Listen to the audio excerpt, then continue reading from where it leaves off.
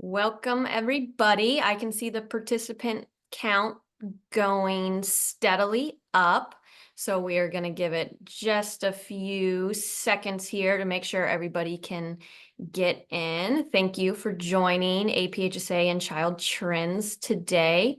We're happy to have you. When I see the participant count start to slow down, which means everybody's technology is successfully letting them in, we will kick it off. Just want to let everybody know that we are recording the webinar today.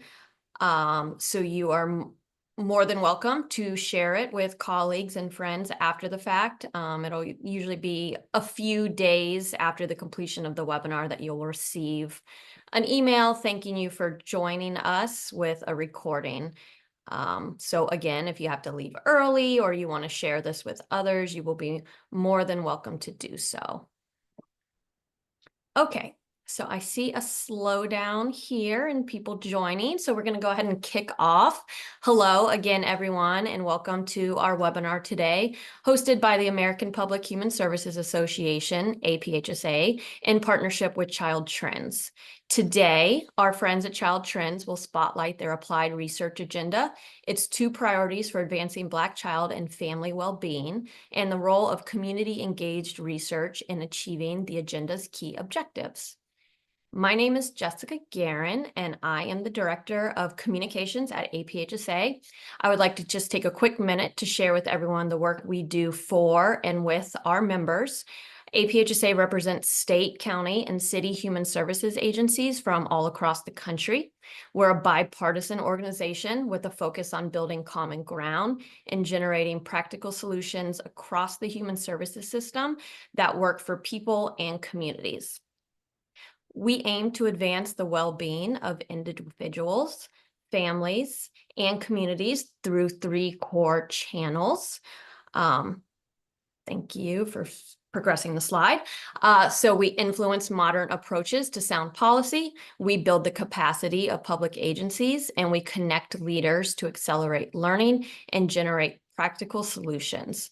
Our vision is to have thriving communities built on human potential all across the country. Speaking of connecting members, I want to make sure everyone knows about the 2 remaining APHSA conferences we are hosting in 2024.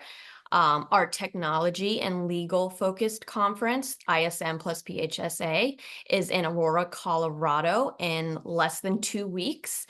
If you're not already registered, it is not too late to do so. So we invite you to join us there. And later on in October, we will be meeting in Albuquerque, New Mexico for our technical assistance and training focused conference.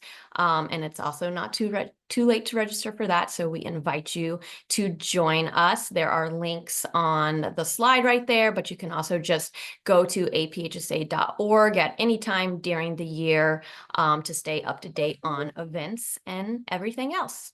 So that's all from APHSA. We are now excited to turn it over to Child Trends and learn more about what they have to share with us today. Wonderful.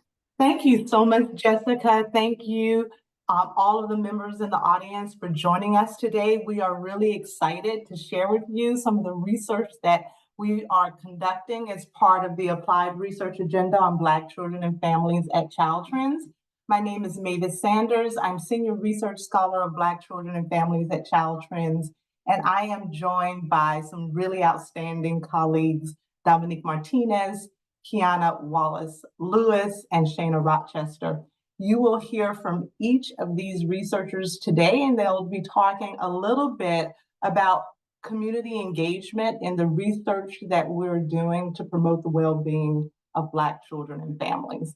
Before we get started, I want to share a little information about Child Trends. Child Trends was founded in 1979. Its main office is in Rockville, Maryland now, but we are a team of over 200 staff who are all over the country. We have expertise in a number of fields, including social work, sociology, education, public policy. But at the core of what we do, we study children and emerging adults. So we look at children at all developmental stages from birth to around the age of 25 in that emerging adulthood phase. Our expertise spans multiple fields, including family formation, reproductive health, as well as youth development.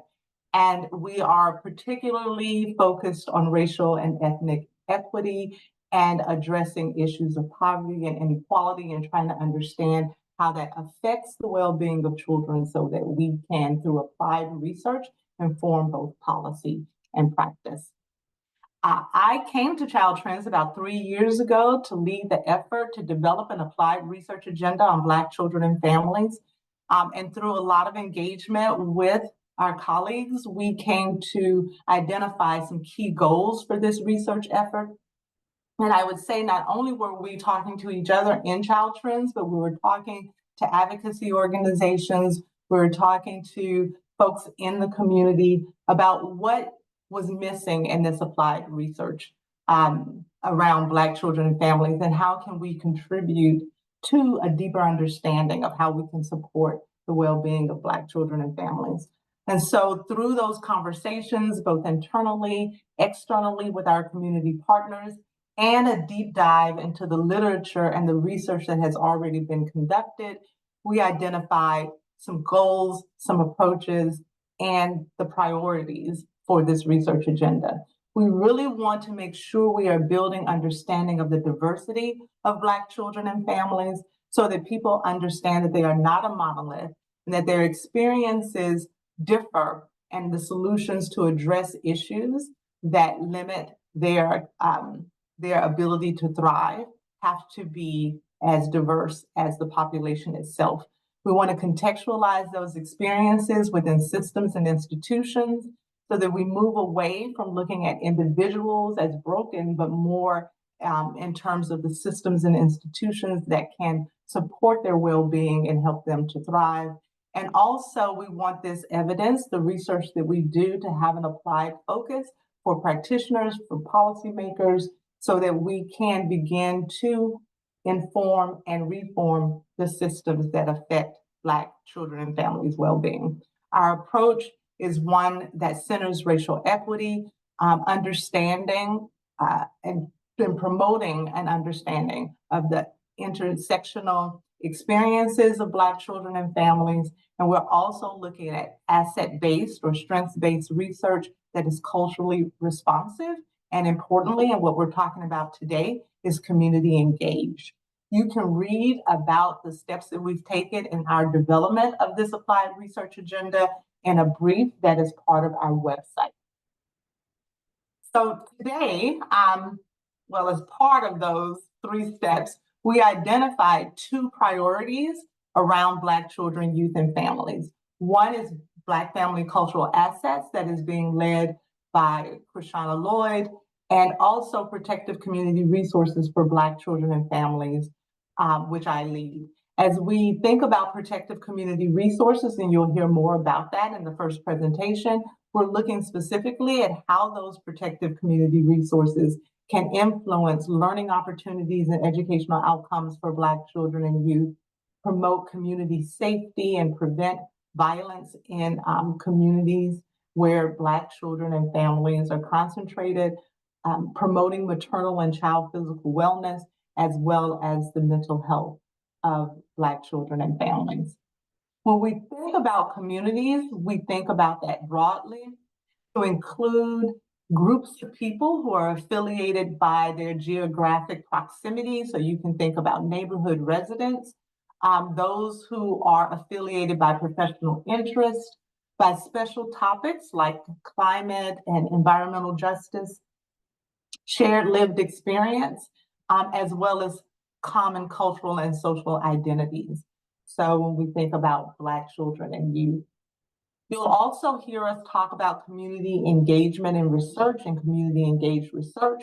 We also think about that broadly, and we understand that one can engage the community in different ways. So that can include collecting information from community members, consulting with communities in the design or the focus of the research, planning that research together from the design to the execution of the research, acting together where community members are involved in the data collection and the data analysis and the write-up and the dissemination of that research. And lastly, community-directed research, where community members are identifying the questions and leading the research with the support of trained researchers in a variety of fields. When we think about these different types of community engagement and research, there are different reasons why you may have one type as opposed to another. And it has everything to do with the types of questions you're asking, the researcher's experience. Also, we know that community-directed research oftentimes is more expensive. And so the funding will determine sometimes the type of community engagement you have in your research. Also, the time that is allotted. And because research for community engaged research should not be a burden to the research, of course, it's the community's interest and preference that will determine the kind of involvement that occurs. And so with that common understanding, I am very happy to have our researchers talk to you about this research that they are conducting. And again, this is just a sample of the research that is going on at Child Trends that focuses on community engagement to promote the well-being of Black children, youth, and families. So the researchers will introduce themselves.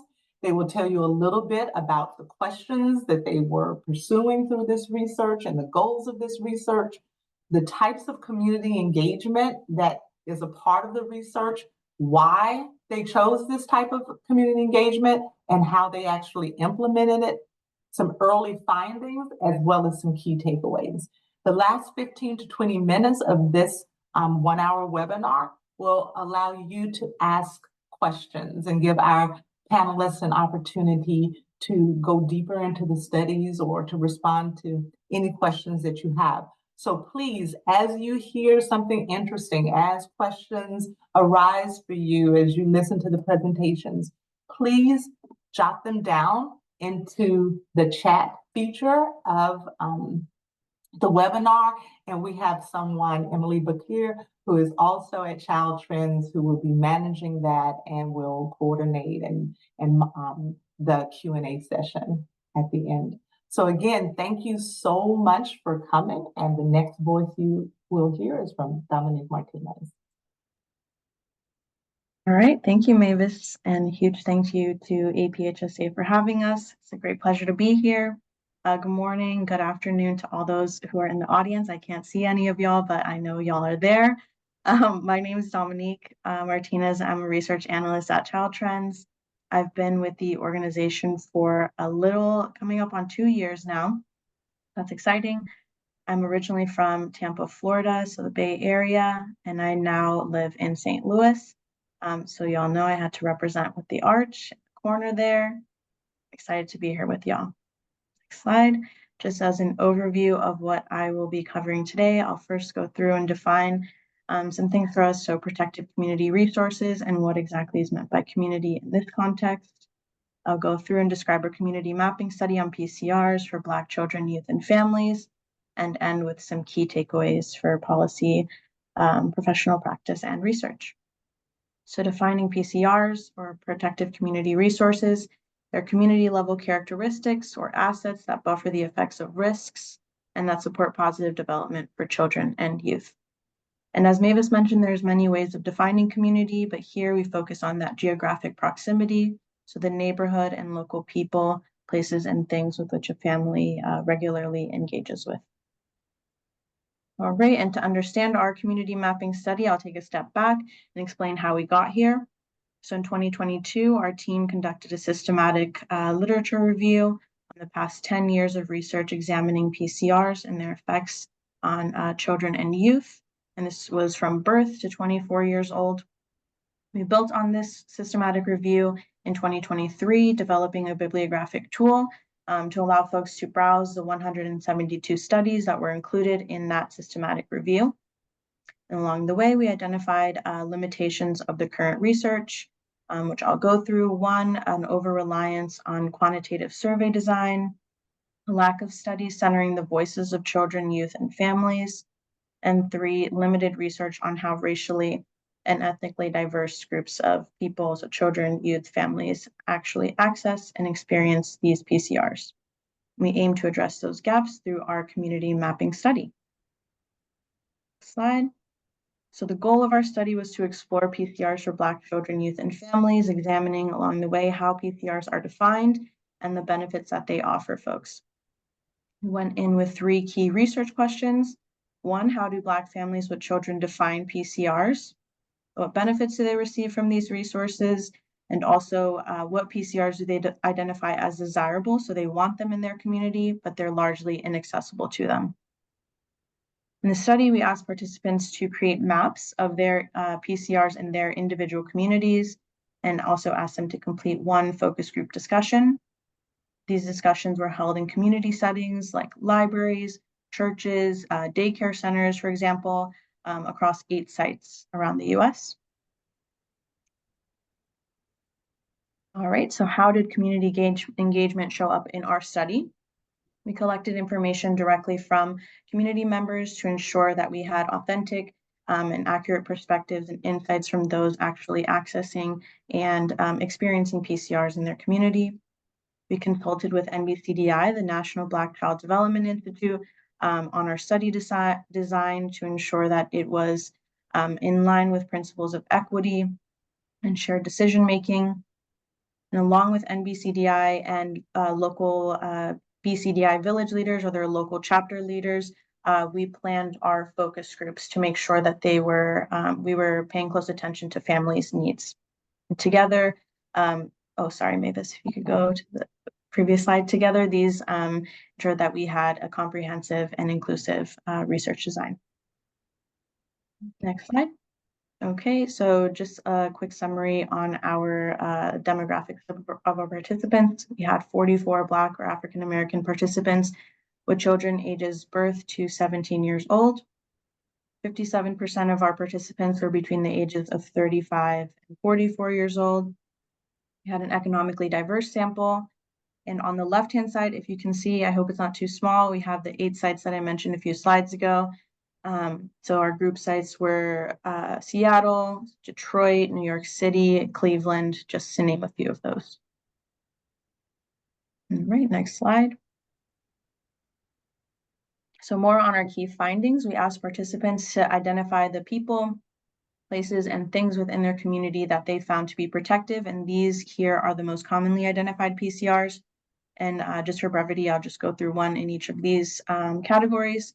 So they mentioned health and human services professionals, and as you all know, are caseworkers, social workers, mental health counselors, are protective for them.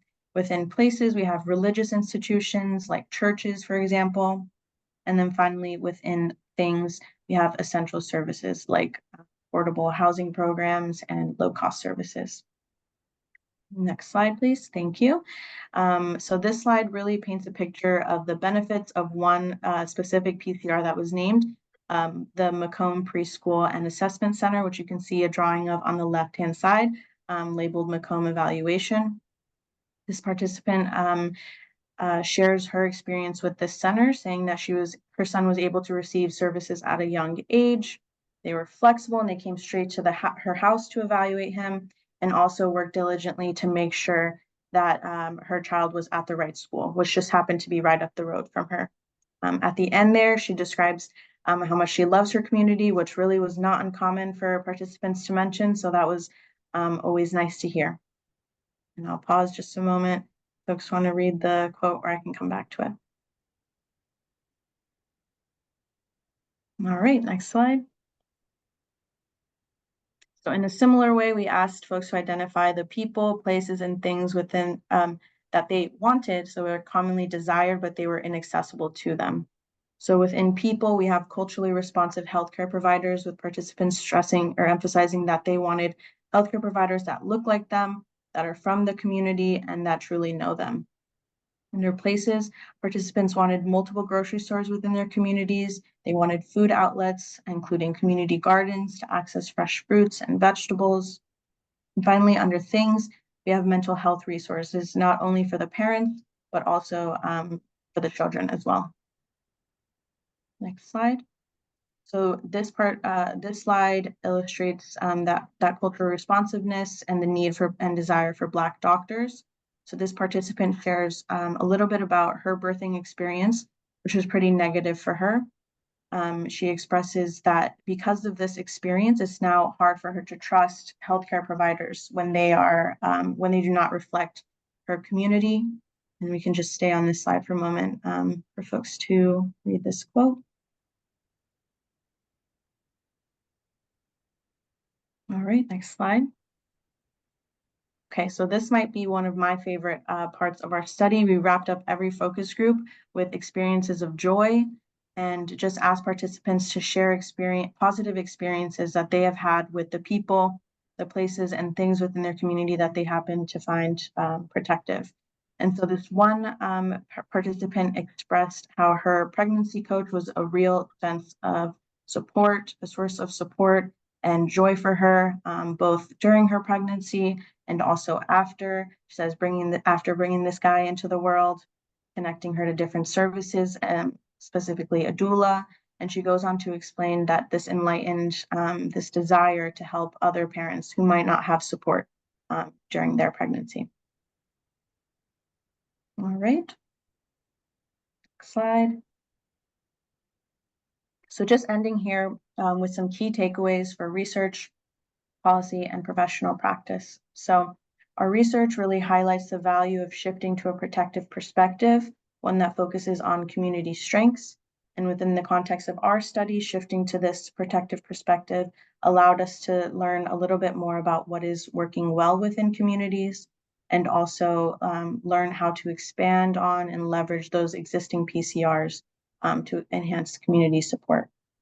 Next, on policy, so engaging multiple partners, so practitioners, families, community members within policy development amplifies those community voices, but also helps to address community needs more effectively through policy. And finally, rounding out with professional practice, our research really underscores the vital role that health and human services professionals play in the lives of our participants, for example, in reducing loneliness and feelings of isolation, connecting them to services. So I really want to stress that ensuring these professionals have adequate training, support, and the resources they need is essential to addressing the needs of community members. And with that, I will end there and pass it on to my colleague, Quiana. Thank you so much. Hello, my name is Quiana Wallace. I am a research scientist here at Child Trends, and today I will share a bit about a youth-led project entitled Centering Youth Experiences to Address Community Violence. Next slide. But first, I'll share a bit about myself. I was born and raised in Atlanta, Georgia. However, I live in Baltimore, Maryland. A bit about my educational background. I graduated from Fisk University in Nashville for undergraduate training. I went to Yale for my master's and completed my doctorate at Johns Hopkins University. To give you a sense of my research interest, overall, my training has been in youth development and adolescent health. My specific research interests focus on kind of three broad areas related to youth and their families, youth and their mental health, and youth and their agency. Today, my presentation will really focus on that umbrella of youth and their agency. Next slide.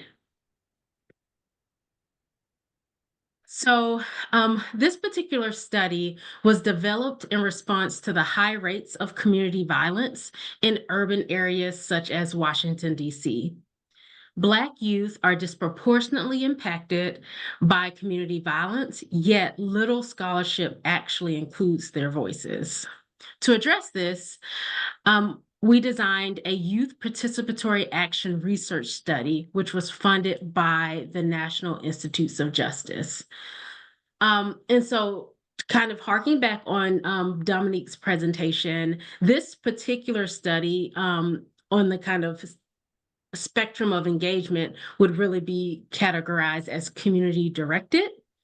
And within that umbrella of community directed is this youth participatory action research, which is an approach to research that empowers youth to examine questions related to justice and equity.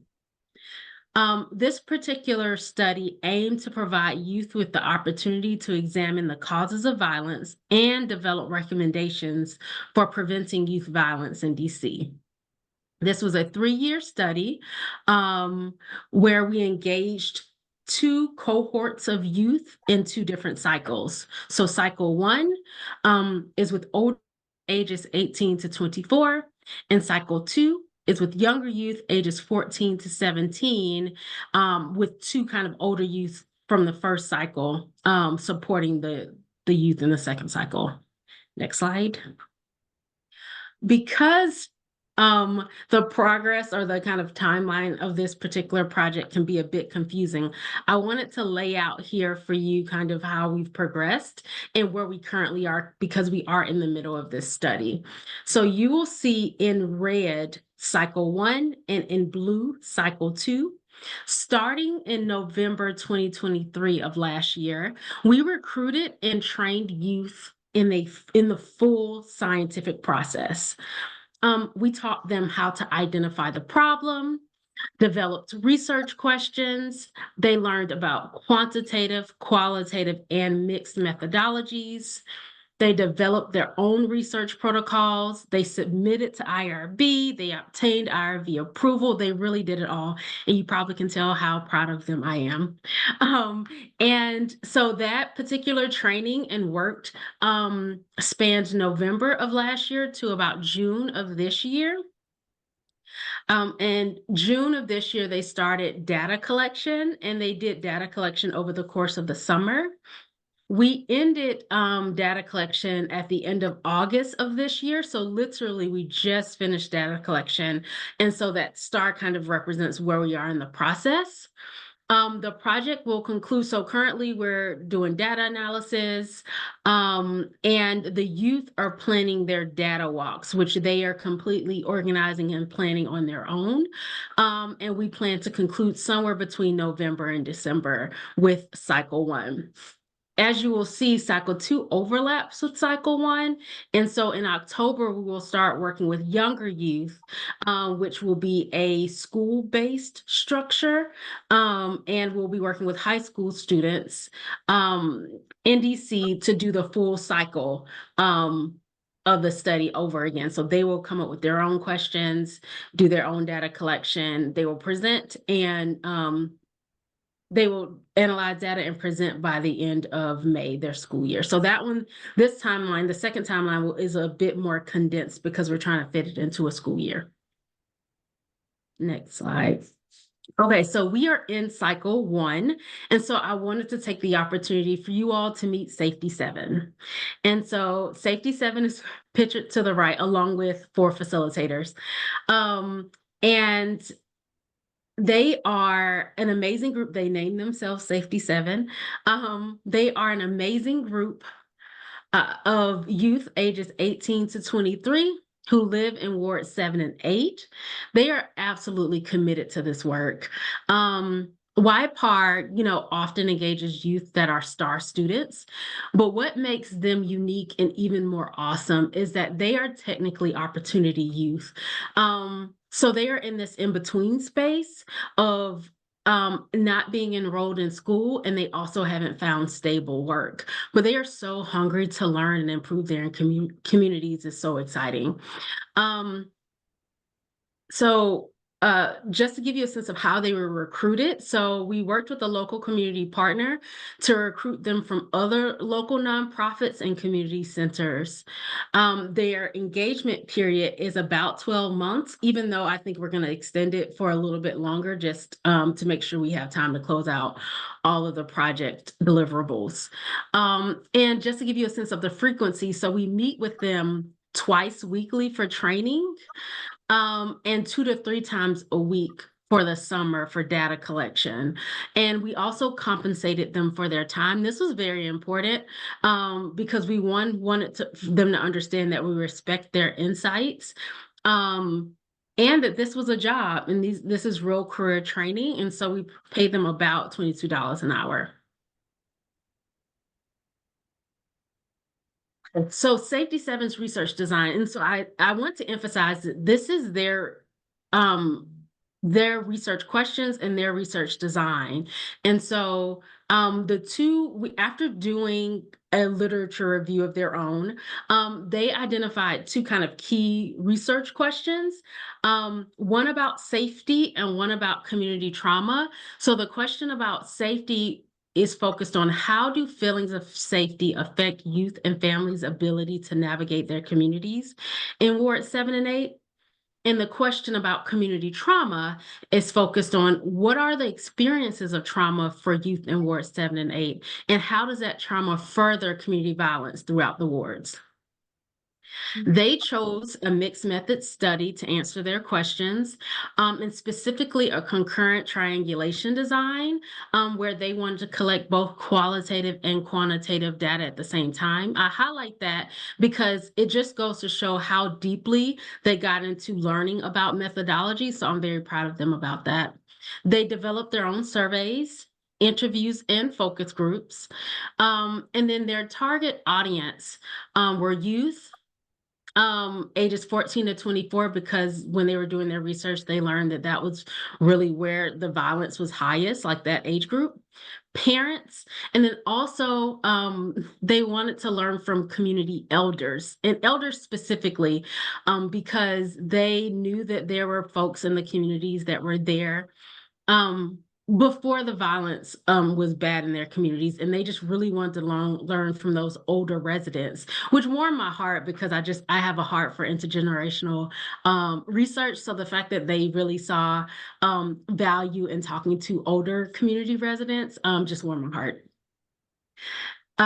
As mentioned before, next slide. As mentioned before, we just finished data collection. And so we have not done a full analysis, but I would like to share some preliminary findings. So from the survey, they found that about 70% of respondents experienced some type of community violence. 40% had reported being threatened or injured by a weapon. About 80% experienced some type of anxiety as a result of this violence, and about 60% experiencing depression. While we have not started to look into the qualitative data, we did have a reflection session with Safety 7 about key topics that stood out to them.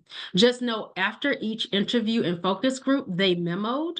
So we collected all of their memos and we led a reflection session just based on their memoing. And so these kind of themes are coming from our reflection of their memos. So one related to lack of safety, they highlighted that they heard that social media is really at the center of both promoting and escalating community violence, and that was concerning for them. Also, that nowhere is safe. And if there is a place that's close to safety, it's just being at the home and staying in your house.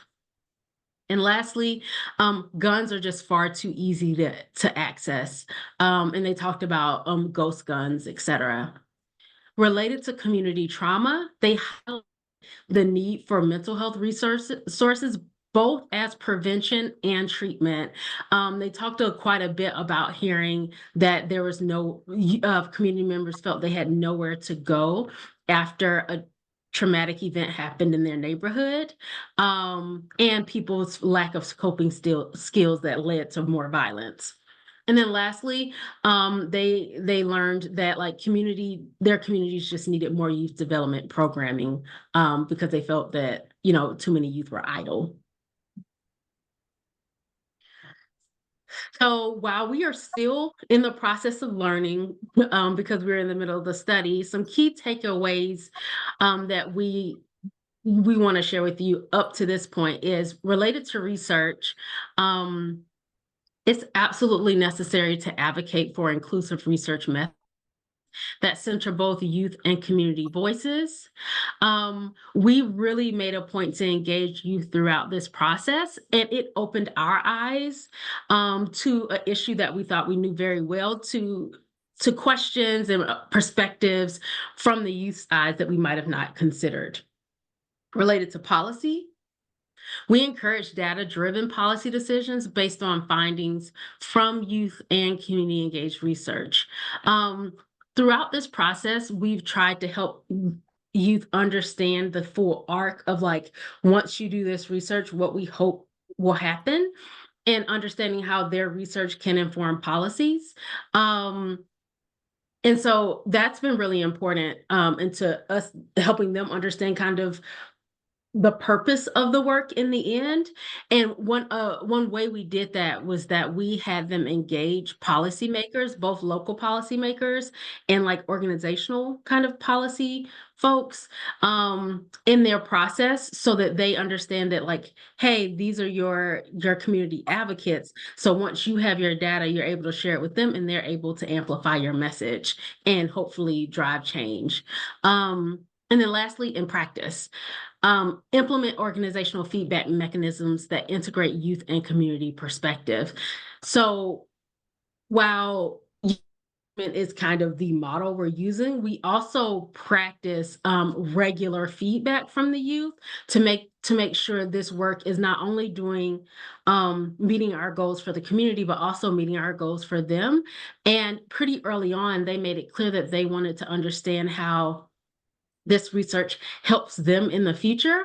And so as a result, we integrated professional development to help them understand, like, how they're building marketable skills, how to write this up in their resume, et cetera. And so these are our key takeaways. I would love to share more with you all when we're done with the study. But I will stop here. Thank you for your time, and I will pass it over to my colleague to share about her program. Thank you, Quiana. Greetings, everyone. I'm Shana Rochester, and as Mavis mentioned, I'm a research scientist in the early childhood education area at Child Trends, and I am delighted to share some insights from a community engaged research project that involves designing professional development series on critical literacy instruction. Next slide, please. So I'd like to start by providing a brief introduction of how I got interested in this topic. I'm an educational psychologist by training, and I maintain a portfolio of work on how literacy programming, such as educator professional development, positively affects young children's academic and social development. And I'm particularly interested in how children's cultural knowledge and out-of-school experiences can be leveraged in ways to support their learning. And this stems from my own experience growing up in Maryland and participating in programs that connected content-based learning like English language arts with real-world experiences like trips to the Museum of African American History and Culture. And being able to see myself in books in the school curriculum made me an avid reader as a child and ignited a love of learning that I still maintain to this day. Next slide. So related to that, after my postdoctoral training in Boston, I was fortunate enough to land a role back in Baltimore working with elementary school educators. And one way that we supported their teaching was by providing access to high quality, diverse children's books for their classroom libraries and creating opportunities for educators to share insights about their book use. And educators noted, as reflected in the figure at the bottom right of the screen, that they wanted more information about how to effectively integrate these diverse texts into their instruction. Our team brainstormed how we could address this need in our work, informed by research on the topic, and we learned that while diverse books are ripe with opportunities for educators to teach students how to analyze messages through these critical discussions, that not all teachers feel prepared to have these conversations. So we designed this project to really provide PD, professional development on critical literacy, to elementary educators, with the hope that this would facilitate children's literacy learning and inform their capacity to thrive in a multicultural society. Next slide. So this project included a pilot of a series of professional development sessions over an 8-month period that focused specifically on how educators can use diverse books to discuss marginalized social identities and social issues. So we targeted 4 of these social identities and issues: race and racism, gender and sexism, class and classism, and ability, status, and ableism. And the PD series was informed by content analysis of the school's district ELA curriculum and the diverse text that we provided to educators through our research practice partnership with their schools. We also developed an advisory board made up of school leaders, which I'll talk about later in the presentation. And there were 3 primary session activities we facilitated with the educators. So we did some collaborative reflection. They analyzed, did critical analyses of picture books that they use in their curriculum and that we provided to them, and they participated in grade-based lesson planning. One thing I'll note is that this work took place during the 2021-2022 school year, so right after schools returned from virtual learning due to COVID-19, and this timing provided a unique opportunity for educators to reflect on some of what I mentioned previously, marrying that instructional content with children's lived experiences. Next slide. So we piloted the project with 11 elementary educators that all identified as female. They taught in an urban district with about 71% of children who identified as African American, and almost half of the educators identified as white, and most of them were between the ages of 20 and 35. They represented different elementary grades, with most of them teaching in kindergarten, and almost half of them were new teachers with 3 or fewer years of teaching experience. And an important thing to note is that they were all unfamiliar with using diverse books to teach about social issues in the way that the PD focused. Next slide. So we really used 2 research questions to guide our work. The first question was related to how educators' perception of the PD content was related to how they discuss these social identities with their students. We talked about, or we were interested in their ability to teach about these marginalized social identities and the types of books that they used in their teaching. And then our second question was related to the perception of the PD structure.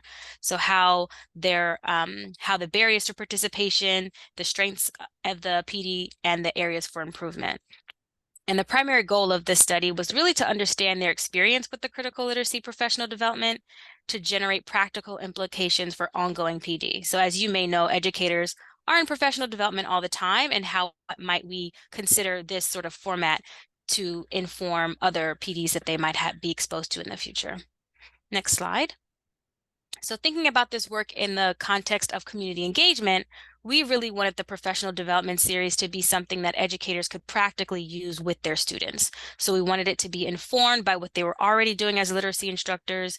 We wanted to add this criticality to extend children's learning beyond just traditional literacy instruction. And we wanted to really think about 3 different groups of individuals with the professional knowledge and background that could help inform this policy. So we focused primarily on the professional education community for our work.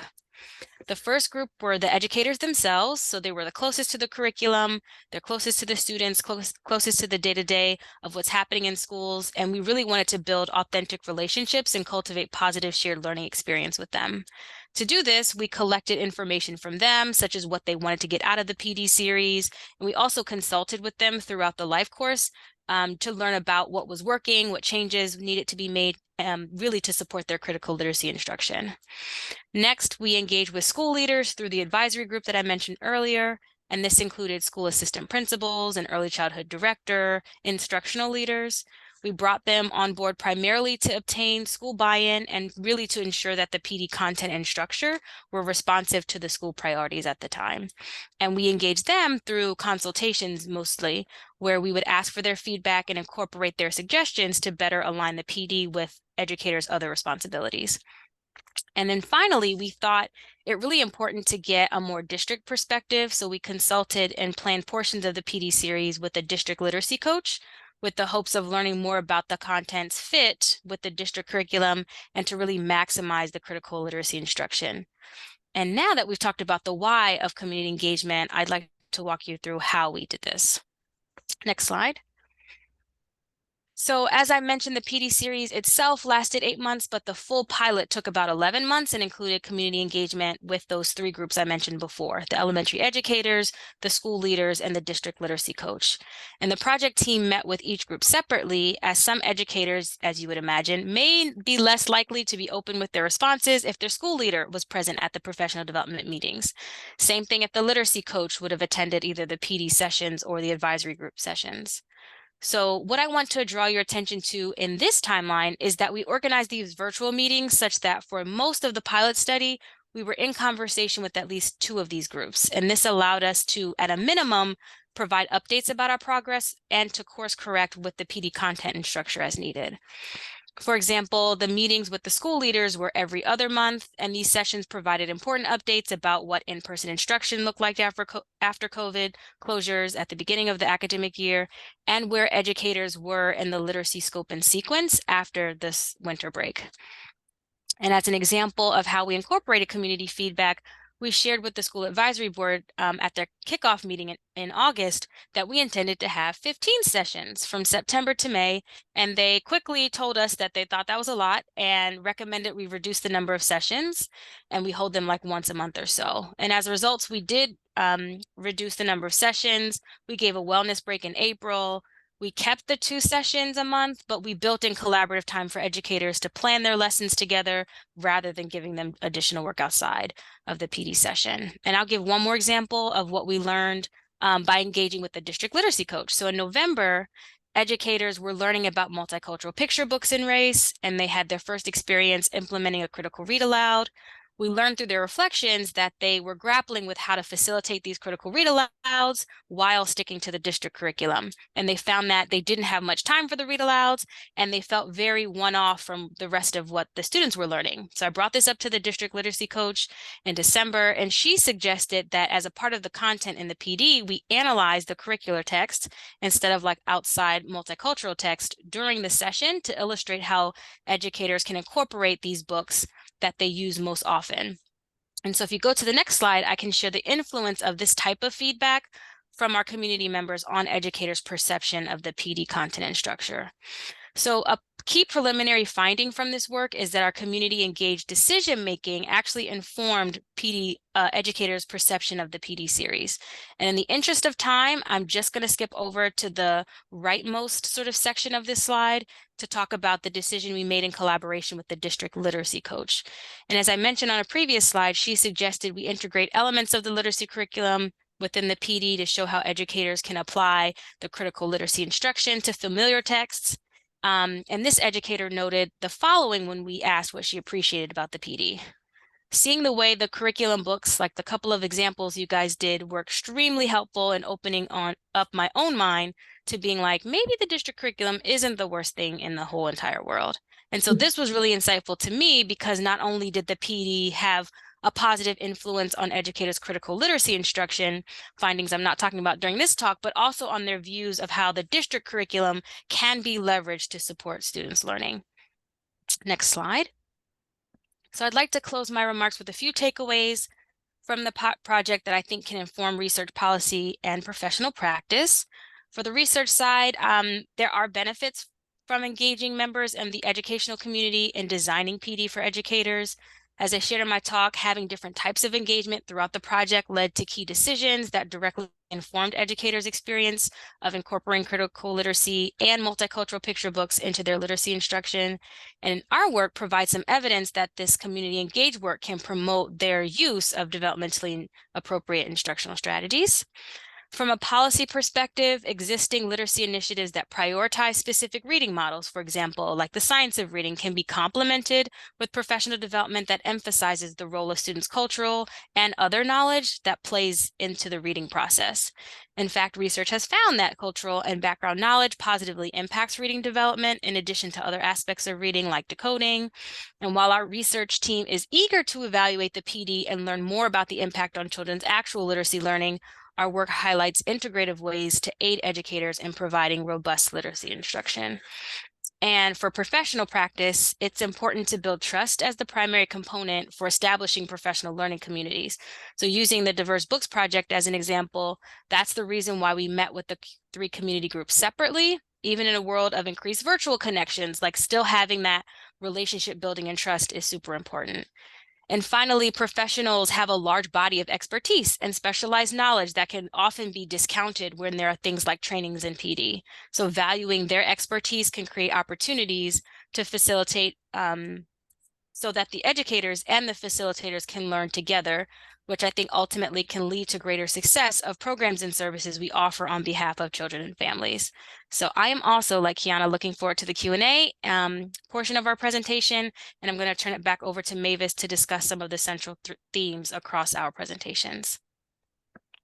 That is wonderful. I want to thank you all again. I'm sending you virtual applause, but I'm also manning the PowerPoint, so you may not be able to see it, but well done. And I hope you and the audience also appreciated the opportunity to hear about the early findings, to understand how we're thinking about community engaged research in this applied agenda on Black children and families. Again, we really want to emphasize that we see community engaged research as a way to promote understanding, to promote empowerment, to advance equity, and to promote impact. And so we invite you to visit the webpage and look under the filter Black children, and you'll see some of this research, other research that we're doing, articles, briefs, blogs, toolkits that are being produced. And we also encourage you to stay up to date by linking to our newsletter on Black children and families. And so I will stop sharing. We wanted to have a little bit more time for Q&A, but I think we have at least a few minutes for 1 to 2 questions. And in the chat box, we will also put in our webpage link as well as a link to the newsletter for those of you who want to get in contact with us before you actually get a copy of these slides. Again, thank you so much, and we're ready for Q&A. I'll stop sharing. Thank you, Mavis. Hi all, my name is Emily Bakir and I'm with Child Trends. I'm going to be helping moderate the Q&A today. So let's start with the first question that came in. And this question is for Quiana. So Sharon, and forgive me if I'm not pronouncing that correctly, would like to know if any probation departments were engaged in the process.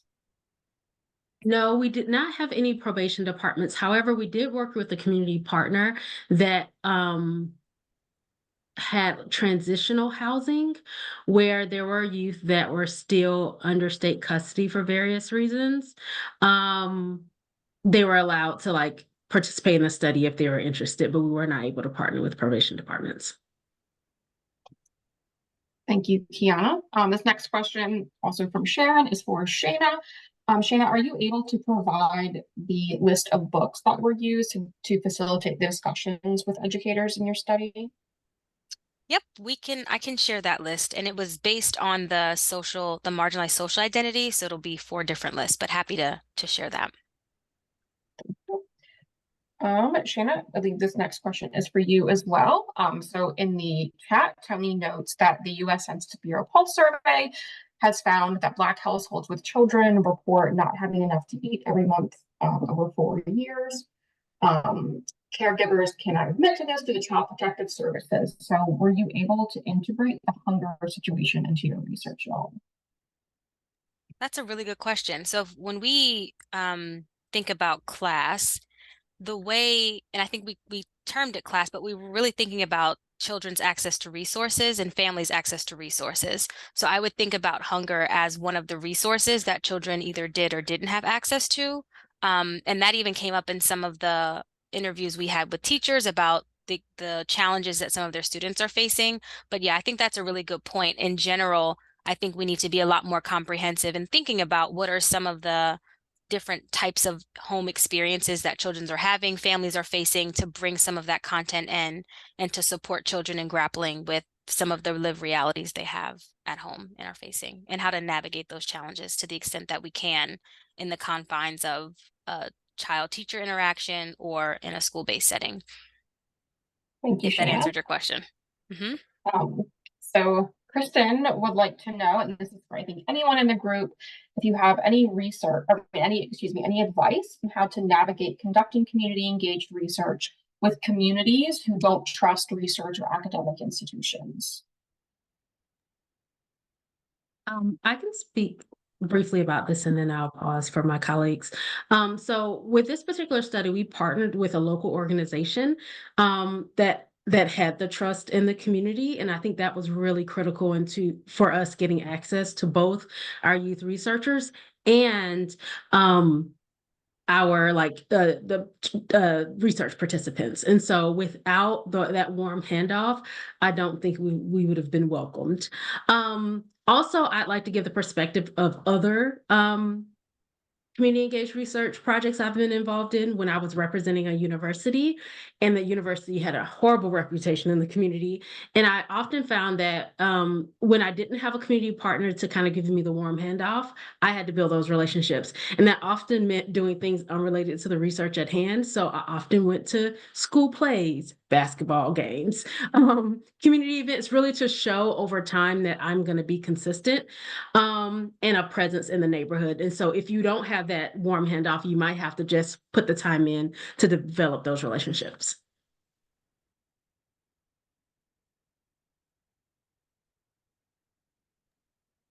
I think we had one comment before we close. Emily? Yes. Hi, I just want to compliment you on your study. My name is Larisse Edwards, and I am a professor of public health and a community engaged equity scientist at Morgan State University School of Community Health and Policy. And I just finished up a book titled Redlining Childhood, the Survivonomics of America's Neglected Communities. And I did a 6-year longitudinal study looking at some of the things that you've just discussed, including perceptions of police enforcement, exposure to community violence, living in high-risk landscapes of despair, which are our contemporary redlining and segregated neighborhoods, as well as homelessness and food insecurity among the same identical population. And some of the findings from our work certainly is some of the things that you shared today. So I just wanted to say that there's a lot to be done and we have to keep working. So I thank you for sharing this. It kind of helps me really seal what we've done. And quickly, we also validated our own theory called the perceived risk hierarchy theory, where it posits that youth are lined up every day for the next assault. So it makes it difficult and challenging for them to learn, and they prioritize their risks. So we talk about unpacking some other issues in the work, but that survey will be on line later this year for use in a cloud-based system for others. So I just wanted to share that with you. Thank you so much, Dr. Edwards. I hope we will definitely be looking for that. Please feel free to contact us. I think we have a lot of overlap in our work, and so I tried to do it on your website, but it wouldn't let me submit it. So well, email us directly. Email Okay. us directly. You can email me or Quiana or Shana. Okay, All I of us on will. the website, Dominique, and we will make sure that there is some communication between us. Thank you very much. Thank you. Thank you all so much for staying with us for this hour. This has been an absolute pleasure.